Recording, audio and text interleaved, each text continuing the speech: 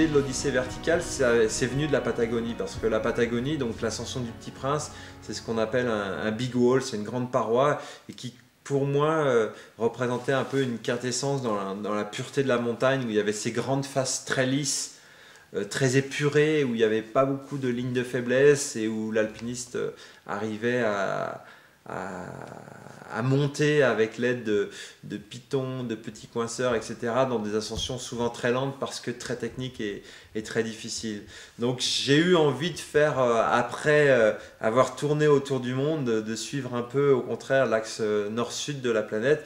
Et dans l'idée, c'était d'aller du Groenland jusqu'à l'Antarctique par des grandes parois, qui était vraiment devenu le thème de l'Odyssée verticale, parce que j'avais vécu cette expérience du Petit Prince qui m'avait vraiment subjugué, marqué, et je m'étais dit, faut que je continue dans ces grandes parois. Et par contre, à l'inverse du Tour du Monde, j'avais eu l'envie de faire plutôt ces ascensions en cordée, et là c'est mon frère qui m'a servi de compagnon de cordée, avec lequel donc j'ai pu réaliser de nombreuses ascensions de Big Wall.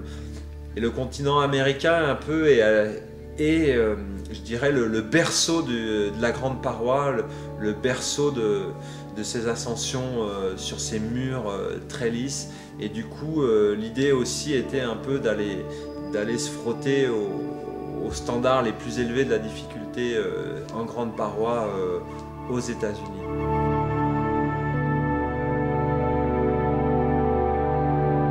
Donc ça a commencé en fait par le Groenland avec Benoît Robert en 1996, et là pour moi une expédition parmi les plus courtes que j'ai jamais vécues, puisqu'on est parti moins de 3 semaines France-France, 16 jours au camp de base et 13 jours dans la paroi. Donc c'était vraiment un timing extraordinairement serré, avec pour moi une ascension parfaite, une entente géniale avec Benoît, une ligne qui s'est découverte au fil des jours qui était pas du tout évidente, et puis voilà, une montagne étonnante. Suikersuak, c'est son nom, est un étonnant cylindre qui jaillit de plus d'1 kilomètre au-dessus des fjords. Et puis le sentiment quand vous êtes au sommet du Suikersuak aussi, d'avoir ce regard qui part très loin, qui voit cette tache blanche à l'horizon qui est l'Inland 6, et qui peut dériver jusqu'au pôle Nord, et qui quelque part revient jusqu'à ce que Jean-Louis Etienne a appelé d'une belle expression le pôle intérieur. Et c'est vrai que pour moi au Suikersuak, c'était un peu quelque part un pôle intérieur pour moi, parce qu'il y avait eu cette perfection, il y avait eu ce sublime qui avait été touché avec Benoît lors de cette ascension, qui était aussi très très difficile dans les plus hauts standards de l'alpinisme actuel.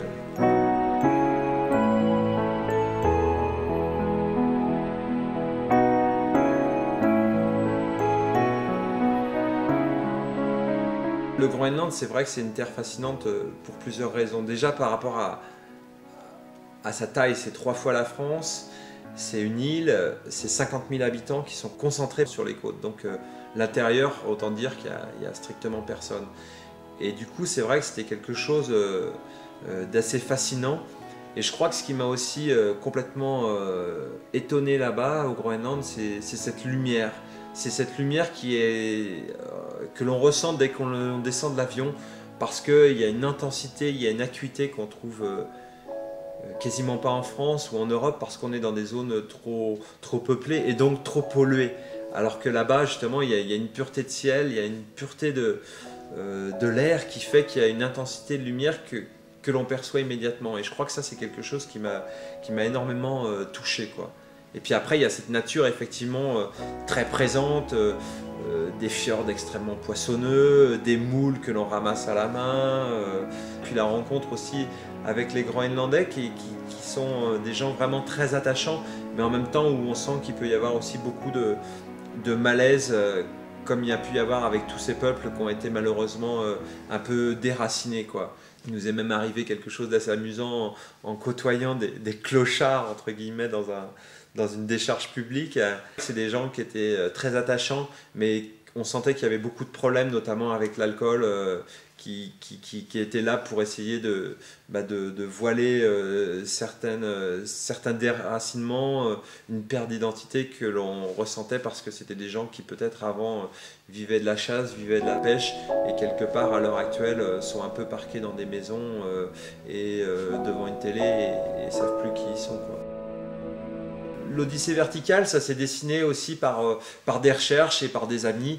Et c'est vrai que Benoît, par exemple, est un très bon ami de Michel Piollat, qui connaît bien le Suikerswijk pour y avoir ouvert de très belles voies et qui nous avait parlé d'une ligne qui restait très logique, évidente à ouvrir et qu'il l'avait gentiment proposé à Benoît. Donc c'est vrai qu'on avait un peu quelque chose de tout cuit qui nous était servi. Il n'y avait plus qu'à grimper et c'est ce qu'on a fait, quoi.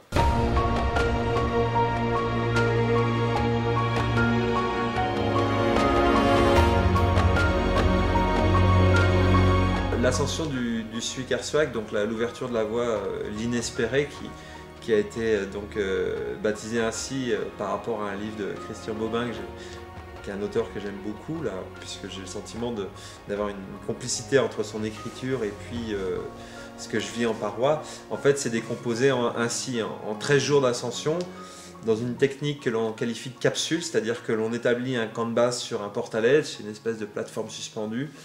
Et puis on fixe des cordes au fur et à mesure des jours. On progressait d'environ 100 mètres par jour, donc il y avait un bouclier de dalles qui faisait à peu près 500 mètres. On a commencé par fixer des cordes dans ces mètres de dalles au-dessus de nous. Et puis après, on a largué les amarres, c'est-à-dire qu'on est parti en emportant avec nous plus de 70 litres d'eau et tout notre barda en le hissant avec des systèmes de poulies.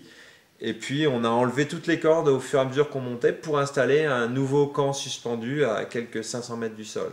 Et là, il y a vraiment les très grosses difficultés qui apparaissent avec notamment un mur très lisse. Et Michel Piollat était un peu dubitatif quant au fait de pouvoir passer dans cette zone. Et là, ça a été un peu la longueur clé de l'ascension. Une escalade artificielle donc, où on se redresse sur des petits crochets, des petits coinceurs que l'on fiche dans des amorces de fissures, etc. Et pour moi, un moment un peu terrible et en même temps très, très dense, puisque j'ai fait une chute de 30 mètres en arrachant quasiment tous les pitons jusqu'au relais à la suite d'une faute d'attention par rapport au rocher, une petite écaille que je n'avais pas testée, sur laquelle j'ai posé un crochet et qui s'est arraché. Mais bon, après, l'envie de reprendre. Et du coup, ce mur lisse franchi, au-dessus de nous, ce qu'on a appelé le chapeau de Napoléon, un toit qui faisait environ 6 mètres d'avancée, qui s'est avéré plus facile que prévu parce qu'il y avait des systèmes de fissures qui permettaient de progresser assez facilement. Et après, une série de, je dirais, 400 mètres extrêmement athlétiques dans des dièdres. Alors un dièdre, c'est un peu comme un livre ouvert avec des fissures au fond, où parfois on pouvait mettre des freins dans des espèces de coinceurs mécaniques qui s'ouvrent et qui permettent de s'assurer dans les fissures. Et puis voilà, un assaut final qui s'est déroulé donc en 36 heures, quasiment non-stop, où en fait on est parti le matin de notre camp suspendu, on a remonté les cordes fixes et puis là on est parti en cordée alpine, c'est-à-dire juste avec notre corde de rappel, en grimpant dans l'inconnu et en s'arrêtant 2 heures pendu dans le baudrier lors d'un moment de la pénombre, puisque en fait il faut savoir en juin à cette époque au Groenland, il n'y a quasiment pas de nuit, donc c'est vrai que c'est un avantage qui permet, parce qu'on peut grimper très longtemps, mais aussi c'est un inconvénient parce qu'on peut aussi s'épuiser très vite, quoi. Et donc on a pu rejoindre la cime, on est resté à 1h30 et puis après il y a eu ce moment aussi délicat qui était celui de la descente, puisqu'il a fallu installer des rappels sur des pitons dans des endroits très raides avec d'immenses surplombs, donc il fallait rester très vigilant à la descente alors qu'on était vraiment très fatigué. On avait dans l'assaut quasiment plus rien à manger parce qu'on pensait que ça allait être plus court que ça, et du coup aussi avec la fatigue qui s'installe, des hallucinations plutôt auditif pour Benoît qui avait l'impression d'entendre un concert rock et plutôt visuel pour moi avec cette impression d'avoir des flashs de photographes qui vous claquent dans les yeux, qui vous crament le cerveau et d'essayer de garder sa lucidité par-delà l'épuisement qui était de plus en plus important. C'était quelque chose de très dur pour nous, quoi. Et puis après, donc, il y a eu cette descente en rappel jusqu'en bas, en ayant récupéré bien entendu tout notre matériel, de retrouver après notre bivouac où là où on a pu manger, se restaurer, le retour à la civilisation en disant au revoir aux petits renards polaires qui nous servaient de voisins, et puis de retrouver aussi la personne qui était venue nous chercher en bateau, qui nous avait déposé au fond du fjord. C'est vrai qu'on avait quand même pas mal maigri dans cette expédition.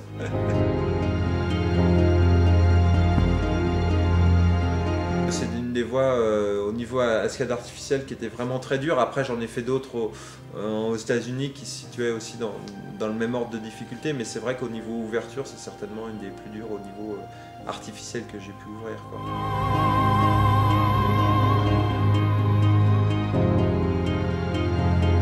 Sur la gauche de la paroi, il y a une voie qui s'appelle Moby Dick, qui a été ouverte par des Allemands très très forts, dont Kurt Albert, qui correspond à une autre dimension de l'escalade que je renie absolument pas. Je trouve que l'escalade est aussi un monde de liberté, et les différentes pratiques qui ont toute leur place et qu'il faut simplement trouver un équilibre au travers d'un dialogue plutôt que de faire la guerre à son voisin.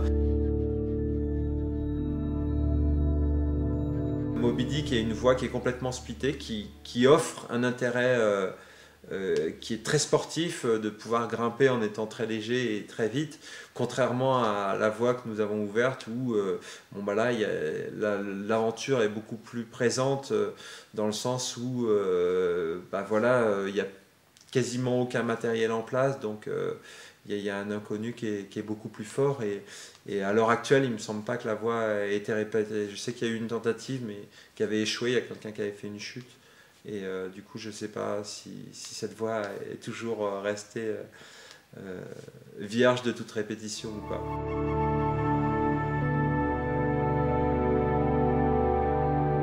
J'aurais dû aller en terre de Baffin dans la foulée, puis il se trouve que j'ai dû me rendre à l'ENSA pour des histoires de dérogation en fait, que j'avais pas eu pour faire le stage d'aspirant guide. Donc ça a décalé un peu notre voyage, et on est reparti depuis le Québec donc avec ma femme, mon frère et puis un copain. Et là, on a acheté une voiture qui nous a servi de maison pendant des mois et des mois. Et on a traversé les États-Unis. Et donc, avec mon frère Damien, on s'est d'abord rendu sur le Colorado et un endroit qui s'appelle le Black Canyon, donc le canyon noir, qui a une ambiance très austère. Il faut imaginer des parois de 700 mètres de hauteur séparées par juste 100 mètres. Donc, vraiment une impression d'étroitesse. Et puis pour nous, l'ascension d'une route très peu classique qui s'appelle la route du Dragon, et qu'on a pu faire assez rapidement, et qui était déjà une belle réalisation sur un mur qui s'appelait le Painted Wall, le mur peint, et du coup pour nous c'était un peu comme une touche de peinture que l'on mettait sur une toile de maître et qu'on parachevait pour nous quelque chose, quoi. Ça a été une belle ascension, un beau souvenir.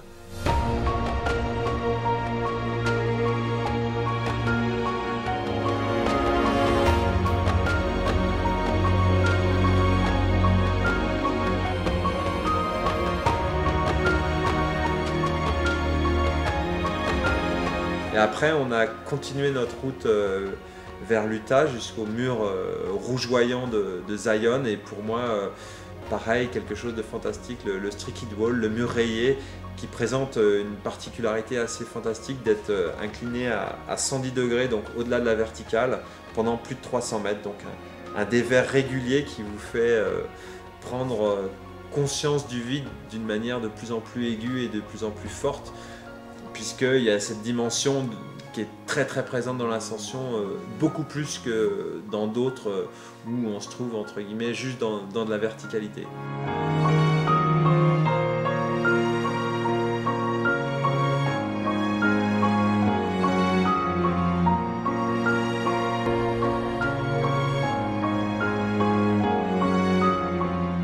Une ascension qui a duré 9 jours avec des longueurs en artificiel très dures, et puis bah voilà, monter sur le Portal Edge, et puis dire bah voilà, à un moment donné, la sortie, c'est plus que par le haut. On n'arrivera plus à redescendre parce que la paroi est trop raide, qu'on a enlevé toutes les cordes derrière nous. Donc il y a une histoire de confiance qui s'installe qui est assez fabuleuse. Une confiance en soi, une confiance en l'autre, une confiance en la paroi. Et de ce triptyque, de cette espèce de trilogie de trois confiances, eh bien, il naît une immense joie à la fin, à partir du moment où on atteint le sommet. Et du coup, il y a une espèce de force et de sérénité qui s'installe et qui ressort après de ce genre d'ascension un peu hors norme.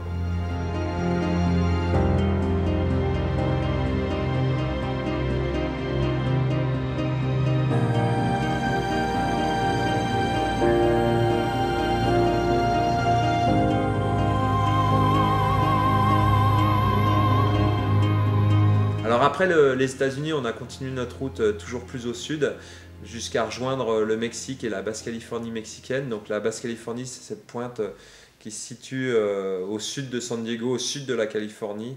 Et l'ascension de ce qu'on appelle le Grand Trône Blanc, ça nous avait été donné par un grimpeur américain très connu là-bas qui s'appelle John Middendorf, qui est un peu un des papes de la Grande Paroi et qui nous avait dit là-bas il y a une paroi perdue et extrêmement sauvage.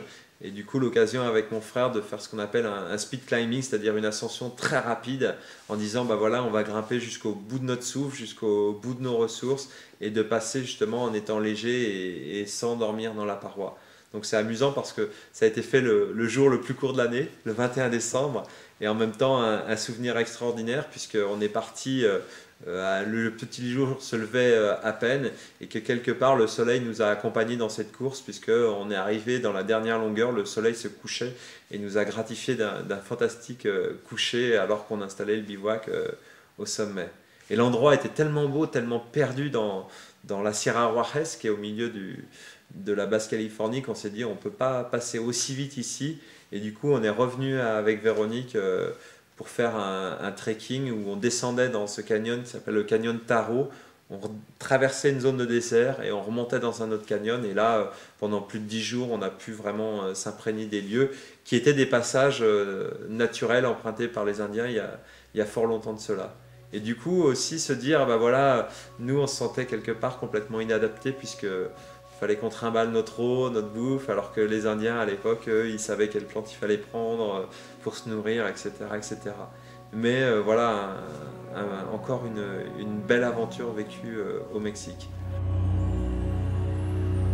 Ça a été un peu la part belle de l'Odyssée verticale, et puis après il y a eu la part plus sombre, qui en même temps a été aussi riche d'enseignements pour moi, qui était une année complète de galère, puisqu'après on s'est rendu au Venezuela, et en fait j'ai jamais pu avoir d'autorisation au niveau de l'administration pour se rendre en Amazonie sur une montagne qui s'appelle Aratitiopé, la montagne où niche les haras, un piton perdu au milieu de l'Amazonie avec une paroi de 800 mètres. Et puis après il y a eu l'histoire du Mont Combattant, la première tentative, avec Luc-Henri Fage, un ami cinéaste, mon frère et mon père qui devaient m'accompagner quelques jours pour porter le matériel.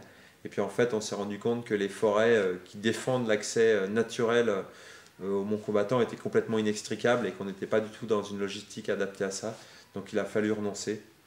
Et puis après, un compagnon qui me claque dans mes doigts au dernier moment pour retourner au Mont Combattant. Et puis après, un autre voyage en Patagonie chilienne, cette fois, où là, après 1 an et demi de voyage, eh bien, je tombe très malade avec une infection urinaire dans une paroi gigantesque qui s'appelle l'escudo. Et du coup, je décide de renoncer, je me soigne, je rejoins des amis suisses qui ouvrent une voie à côté. Et alors qu'on se retrouve dans la paroi, pareil, je rechute, donc obligé de redescendre. Et c'est un peu la fin du voyage, un peu la fin de l'Odyssée verticale. Un peu au bout du rouleau, un peu fatigué, un peu usé.